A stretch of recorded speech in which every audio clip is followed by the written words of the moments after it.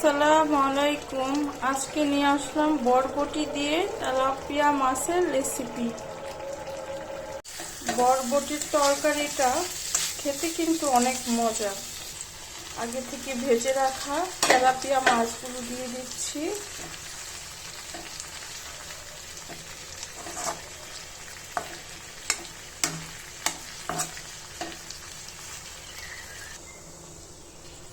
পরিমাপ মতন পানি দিয়ে দিলাম। এখন পানিটা বলো আসার পালা।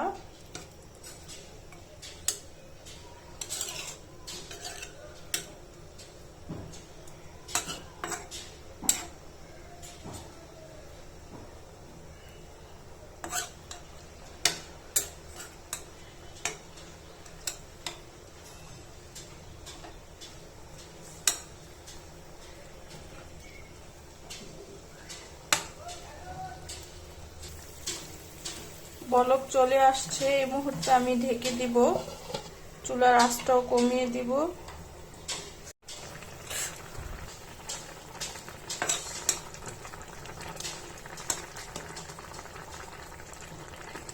মাছটা এক পিঠ হয়েছে, আরেক পিঠ উল্টিয়ে দিব যেন ভালোভাবে মাছটা ভিতরে ঝোল ঢুকে মাছটা ভালোভাবে সিদ্ধ হয়।